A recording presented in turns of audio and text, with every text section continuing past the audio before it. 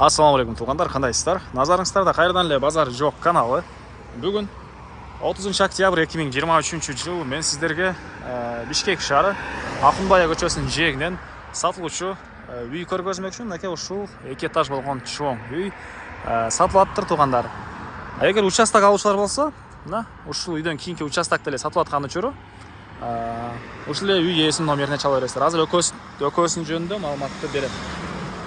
Биринчи болуп келүү жолун түшүндүрөйүн туғандар. Мен турган жер азыр Акунбаева жана Адилет көчөсүнүн кесилишинде турам. Ориентирди Муромская Акунбаева көчөсүнүн кесилишине алсаңыздар болот, ошол жерден эле бир аз эле башка жүрсөңүздөр Тимура Фрунзе, бул Lexus чыккан жер. Андан кийин келе мына үй, бул Бүңкү карыштагы сатылуучу үй болуп калат туғандар. Дагы эмне маалыматы?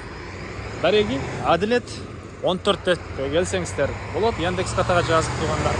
Биринчи линия ушундай чоң көчөнүн жээгинде жайгашкан. Угловойдо мына кесилиште бул Адилет көчөсү болуп калат туғандар. Анан көчө тараптан дагы чоң.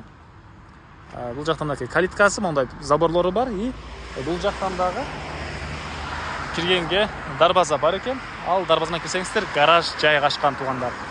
Участогу 3 соток. Узун турасы туғандар 15-ке 20 экен участогунун. Ал жактагы сатылып аткан пустой участок деле 3 соток, анын дагы узун турасы 15-ке 20 туғандар. Документтери боюнча айтсак, бул үйдө техпаспорт, кызыл китептери бар. Ал участоктун кызыл китеби бар туғандар. Өзүнчө алсаңыздар эле сразу өтүп көрүп берем дейт. Мынакей бул тараптан орнотулган дарбазасы. Бул жактан кирсеңиздер гаражга кире аласыздар туғандар. Жакшы жери мына чоң Акунбай көчөсүнүн жээги.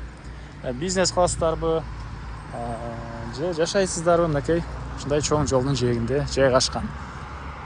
Бул жерден шаарды карай, шаардын буш бушуна автобус маршруткалар көп эле жүрөт. Бул Муромская жактан дагы жүрөт туғандар, көп эле маршруткалар. Так. Үйдүн батыш чек-арасына бул жерден башталат. Чыгыш чек-арасы бул жолго чейин. Участоктуку болсо бул жерден бул забор бүткөн жерге чейин туғандар. Сиздерге азыр биринчи болуп үйдү көргөзөйүн. Андан соң дагы үйдөн чыгып калган маалыматтарды берем.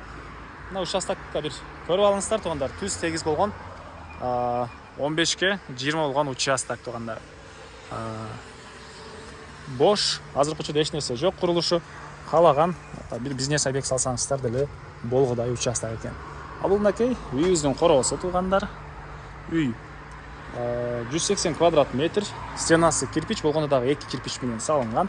Тышкы тараптан утеплять этилиптир. И бул тарабында хозпостройкалар, очокана, времянка. И бул жактан айланып барсаңыздар, гаражы дагы бар туғандар. Азыр видеонун жүрүшүн аларда бир чекеден берем. Чоң жолдун жээги, бир бизнес кылам деген туугандарыңыздар болсо, бул видеону бөлүшүп кетиңиздер. Балким ушундай үйдү сиздин тууганыңыз издеп жүргөндүр. Достор, туугандар менен видеону бөлүшүп кетесиздер туғандар. Бул мынакей прихожкасы.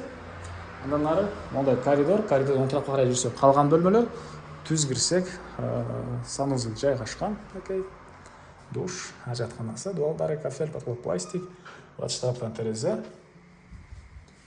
Оң тарапка карай жүрсөк, туугандар, мынакей холл дейбизби, ушундай бир бөлмө. Бул жерден 2-чи этажга и калган бөлмөлөргө өтүп кете аласыз.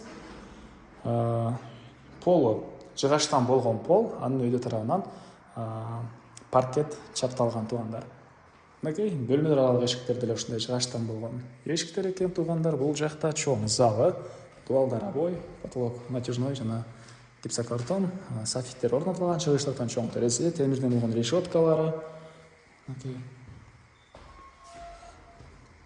И андан ары бул жагында кухнясы туугандар. Мынакей түштүк тараптан терезе, темирден болгон решетка, отоплениянын батареялары.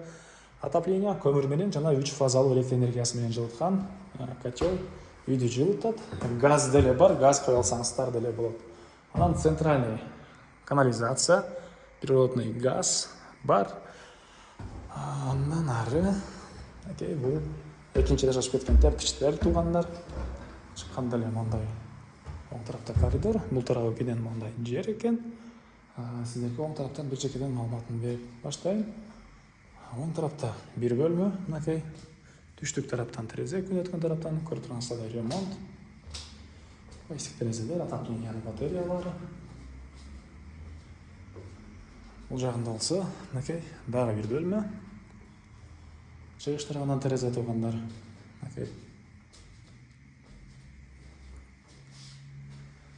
Так, андан ары.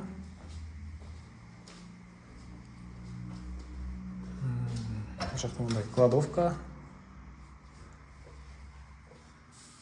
Полкалар менен. Бул жакта дагы бир бөлмө. Мынакей туугандар. Түндүк тарабынан терезе.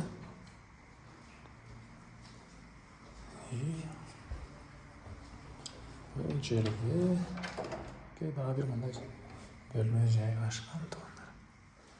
Батыштагы терезе. Мына участоктун бул көрүнүшү сиздерге экинчиден участокты көргөзүп кетейин. Акунбаеванын жээги бош участок. Калаган бир объектиңизди салсаңыздар болот туугандар.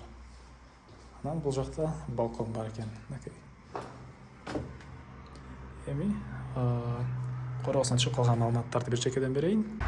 Андан ары мен кайра сатылуучудан короосундамын туугандар. Так, бул жакта очоканасы. Алды тараптары брусчатка, көчө тарапты мындай бийик забор. Бул жакта времянка туугандар, киргенде мындай прихожка. Бул жакта бир мындай чоң бөлмө жайгашкан. Так, андан ары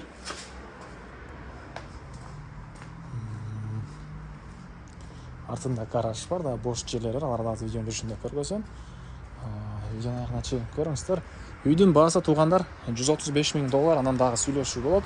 Участоктук болсо участок $75,000 дагы сүйлөшүү болот. Так, бул жакта отоплениянын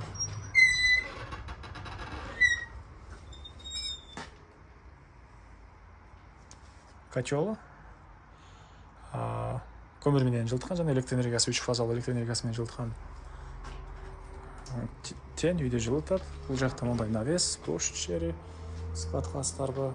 Андан өтсөк, бул калитка менен гараж жайгашкан туугандар. Бул гаражы. Сырттан да түз Адилет көчөсүнөн да кире аласыздар, Акунбай тарапынан да кирсеңиздер болот. Бул мындай дагы бош жер. Времянкага дагы бир бөлмө кошосуздарбы же склад кылып коесуздарбы, ушундай бош жери. Андан ары сиздерге участокты көргөзөйүн. Так, андан ары бул жакта туугандар мынакей участок, жана көчө тарабын көргөздүм.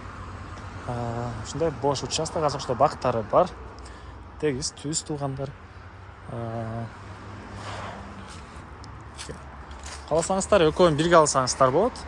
Баасы үй 135,000, участок болсо туугандар 70,000, жана 75,000 адашып Участок $70,000, үй $135,000. Экөөнү калсаңыздар бирге алсаңыздар деле болот. Сүйлөшүүлөр дагы болот. Анан бул видеону ушул Акунбаеванын жээгинен участок издеген достор, туугандар менен бөлүшүп кетиңиздер туугандар. Анда эмесе мен сиздер менен коштошом. Кийинки чыгарылышка чейин саламатта калыңыздар.